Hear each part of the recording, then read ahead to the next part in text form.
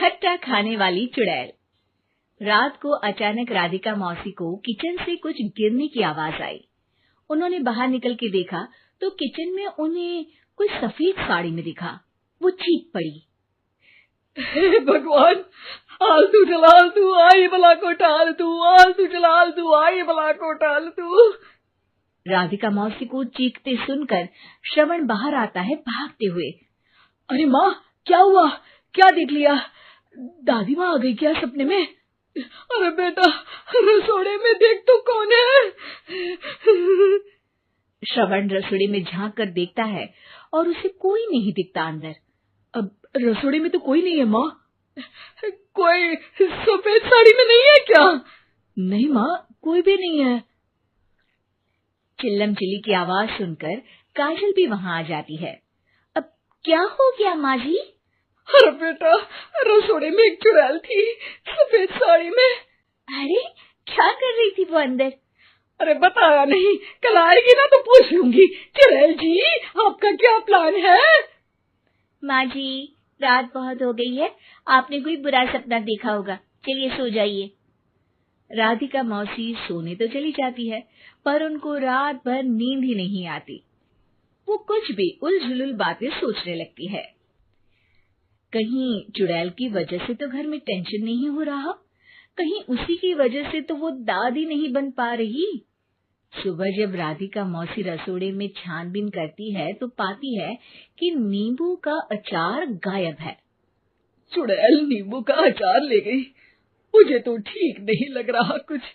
चुड़ैल को भी पता है कि जिंदगी का असली मजा तो खट्टे में ही है। राधिका मौसी झट से श्रवण को फोन कर देती है। बेटा, मुझे समस्या समझ में आ गई है, हमें एक तांत्रिक की जरूरत है। अरे क्या बोल रही हो माँ, तांत्रिक की क्या जरूरत है? आप पूजा पाठ तो कर ही रही हो ना। आलतू जलालतू मंत्र सारे फालतू जैसे कुछ मंत्र पढ़ो, चली जाएगी अपने आप चुड़ैल। अरे नहीं बेटा, कभी चुड़ैल को कम नहीं समझते। अरे तुझे पता भी नहीं चलेगा कि कभी वो छल करके काजल की जगह घर की बहू खुद बन जाएगी।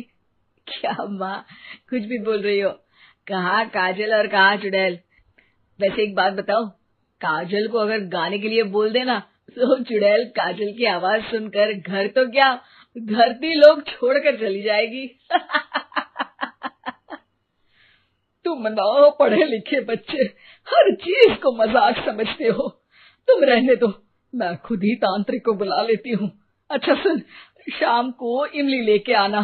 क्या है कि चटनी खाए बहुत दिन हो गए है ना? नहीं माँ, इमली तांत्रिक से ही मंगवा लो ना, आटा वगैरह भी उसी से पिसवा लेना। देखो मुझे काम करना है।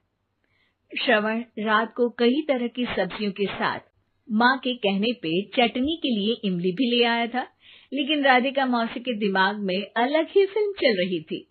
उन्हें अब सिर्फ शक ही नहीं यकीन होने लगा था कि शायद चुड़ैल ने श्रवण पर अपना जाल बिछा दिया था, जिस वजह से श्रवण उनकी बात ही नहीं मान रहा था। पर कोई नहीं, आने वाली रात में राधिका मौसी खुद तैयार हो गई चुड़ैल को पकड़ने के लिए। रुद्राक्ष की माला, तुलसी का पत्ता, हनुमान चालीसा सब हाथ के पास ही था, बस चुड़ैल का इंतजार था।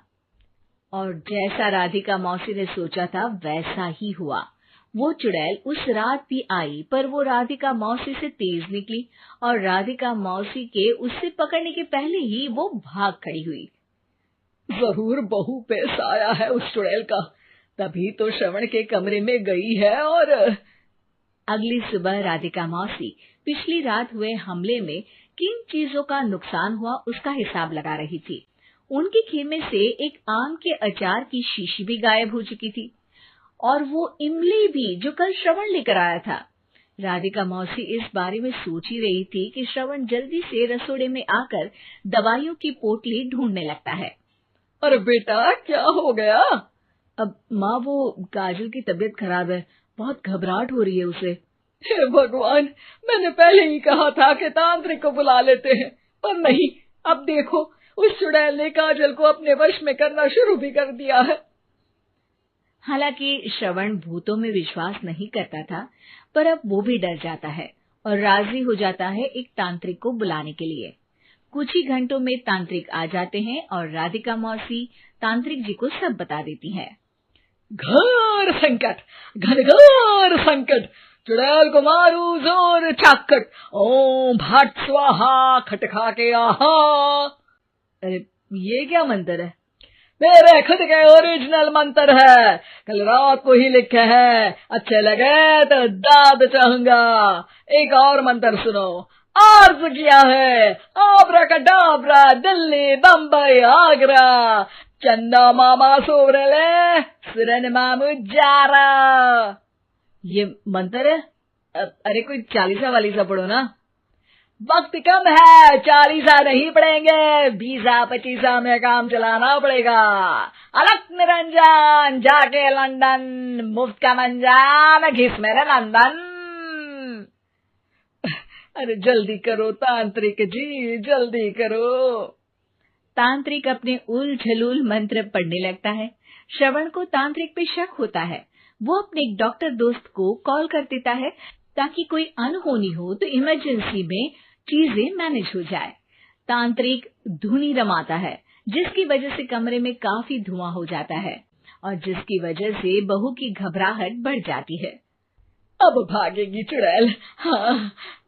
बहू खांसते हुए धुएं से बचने के लिए बाहर चली जाती है। अरे भाग रही है, भाग रही है। पीछे पीछे श्रवण भी जाता है। बहू एक सोफे पर बैठ जाती है। तभी डॉक्टर दोस्त आ जाते हैं और श्रवण को पानी लाने के लिए कहते हैं।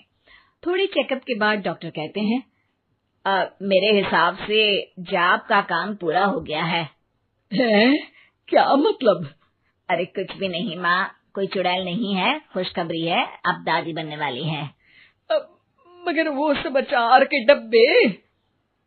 श्रवण दोनों अचार के डब्बे अपनी माँ को दिखाता है, जो कि उनके बिस्तर के नीचे छुपे हुए थे। आपने सही बोला था माँ, वो चुड़ैल काजल ही थी जो खट्टा खा रही थी। हमें कल ही पता चला, पर हमने आपको ये तांत्रिक वाला काम करने दिया ताकि आपको भरोसा हो जाए कि भूत वगैरह कुछ होता ही नहीं। अच्छा अच्छा, ये तो बड़ी खुशी की बात है, पर बेटा मुझे एक झाड़ू तो ला दे। क्यों माँ? ये तांत्रिक का भूत उतारती हूँ मैं। अब तांत्रिक राधा मौसी के डर से घर से भाग निकलता है और राधा मौसी उसके पीछे भागती है। अरे संकट ये घनघोर है, तांत्रिक मुआ चोर है। उम्मीद है कि आपको हमारी ये कहानी पसंद आई होगी।